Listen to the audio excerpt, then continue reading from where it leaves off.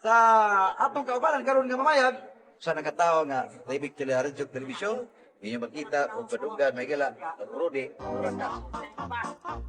Daghang salamat, Brother Dan Kuptas. Daghang salamat, Brother Dan Kuptas, ug sa tanan natong mga kaigsunan na nagpaminaw karon, maayong hapon ka natong tanan. Mga kaigsunan, matod man lagi sa atong mga amigo na Catholic with Defender na sila lagi nagisgot nga ang Diyos Diyod mo'y tagiya sa tanang kinabuhi sa tao. Ang tanan, pagbuod sa Diyos. Pero, alang namong mga humanist mga kaigsunan, dili ginatinuod mga kaigsunan ang tanan pagbuod sa Diyos. Nga man, daghang kay mahigayon na ang Diyos di yung kabuod. Pananglita nun, kaihiyon ta. Mananghid pa dito ang Diyos di ay. Dili siyang kabuod ana ay, kaihiyon ta.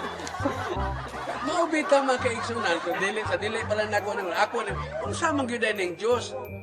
Ang Diyos mga higala, sumala sa mga humanist, maoy usalang ka ideya sa tao.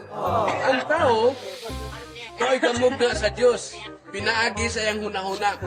Gisuwat sa tao ang Biblia, o gidawat kini sa magtotoo nga pulong sa Diyos. Pinaagi sa iyang Diyos, ipahungaw sa tao ang nakadaiya ng pagbati o taras. Sa ato pa, ang Diyos diha sa Biblia, maurasap ang tao diha sa iyang pagkabakakon, pagkagwatsinanggo, kalimpungan, kaabubuan, kamadinungtanon o pagkamamumuno. Gidawat sa tao ang tanan niyang tinguha o ambisyon ngadto sa iyang Diyos. Hangtod nga bisangko siya sa pakingon, why imposible sa iyang Diyos. Apan mga higala, ang tinuod mga kaigsunan, walay imposible sa hunahuna sa tao. Di na tinuod nga ang tanan mahimo sa Dios. Kay alam na mo, wa gyoy imposible sa hunahuna sa tao. Busa mga kaigsunan, magmata na ta. Punong na ta sa atong paminsan nga binata. Punong na tagsigig pamakak. Pangangkon, ulo-ulo sa kagalingon o pagpakanon-ingnon. Sugaton ta ang bitlisew sa bagong kahayag nagidala sa cellphone era technology. Labaw sa tanan, ituboy ta sa tumang kadasig ang prinsipyo sa usa ka humanist. Brother Rudy Rakasa, ubos sa filosofiya ni Plato nga nagkanayon, employ reason as the final judge and let justice be done though heavens be full. Gamita ang rason, isip katapusan magmanghukom o ipabarok ang kaangayan, bahala nagmahugno pa ang tibok kalikupan. Mautoy man mga kaigsunan, ang prinsipyo sa usa ka humanist mahitungod sa Dios. Kunya karon ari na ta sa ilang giingon mga kaigsunan, nga ang ila naging Dios, nagisgot Dios, nga tanan mahimo sa Dios. Why imposible sa Dios? Nasayod siya sa tanan. Wala ilan ang gibalik-balik. Unsa mo ba kaunsa ang mga kaigsunan? Kung nasayod pa siya ang tanan sa Dios, ang Dios nasayod pa sa tanan. Nganong nangutana man siya dito sa Yawa? Lingon man siya sa Yawa nga, Yawa, di man kagikan. Oran na Diyos na nasayod sa tanan, wala kibaw, dingikan ang Yawa. Pasti lang paita mga kaigsunan. Maubitaw nga kining Biblia mga kaigsunan, daghan kay ning atong uting kayon. Kay daghan kay diya sa Biblia, sa Sirach 10:4. Ang Ginoo nagatiman sa kagamanan sa kalibutan ug nagdala sa husto nga mga tao ngadto sa gahom diha sa husto nga panahon. Unsa din ang Ginoo? Mao kunoy gatiman sa kalibutan.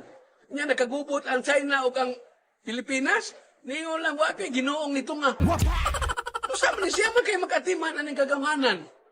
Si Duterte maynoy nagatuman.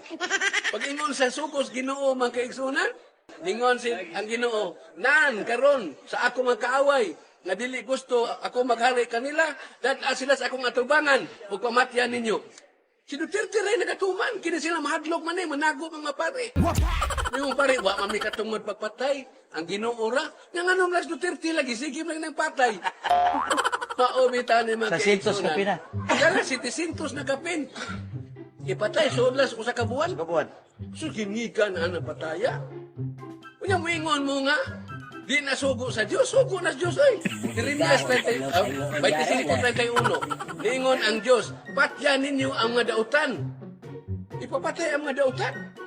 Mga drug lords. Mga drug ipapatay mo na kay Mga dautan mayo, na. protector, wala surrender. Protector, ni-surrender na.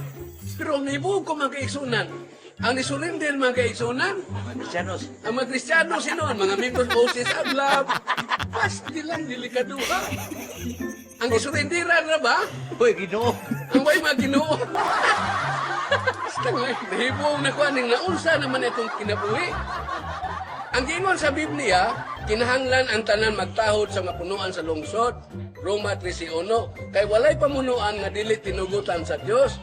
Ang mga kagamanan karon tinugod sa Dios, Roma 13:1. Unsa man ni pagkatukura ron? Napatay naman eh, mauli ni gustos Ginoo. Maubita mga kaisan, ang mga tao gud ani nalibog ang mga tao kay duha may subos Ginoo. Ayaw ka mo pagpatay kay wa mo'y katungod. Deuteronomy 32:39, ako ra gyud mo patay, ang Ginoo ra mo'y mo patay. Sus, Duterte ni suod man na. Daghang gini patay. Sinisindos. Sus, unsa naman ni? Nalabuan man ginawa ni. Maubita ni makiksunan, sugo ni si Ginoo Orsan. Nya di sana tumabaso Duterte kay itahod dito maraman sa sugo sa Dios nga patyan ninyo nga dautan. Na ang ginuutro man sa itong pumatay tao. Genesis 22. Nahurot pagkamatay ang tanang tao nga nagpuyo sa yuta. Gipatay sila sa Ginoo. Sinuwi lamang ug ang iyang kauban dito sa arka ang wala patya sa Dios. Klaro kayo. Gipatay sa Ginoo. Nahay man ni maliwas Duterte. Liwat nis Ginoo. Wag ni maliwas siya wa. Isog. Isog man kayo. Ingon ang Ginoo pag maisog ka mo, gitirti-purti na isuga Ginoo. Kanang Pilipos 1:28, sugo nas Ginoo pag maisog ka mo. Unya mga kaigsunan, klaro naman yung kay ni. Duterte ra may nagatuman aning tanan. Mao nga mga kaigsunan, naanhin lang sa kutog kay daghan pa mamanulti, maayong hapon na lang sa tanan.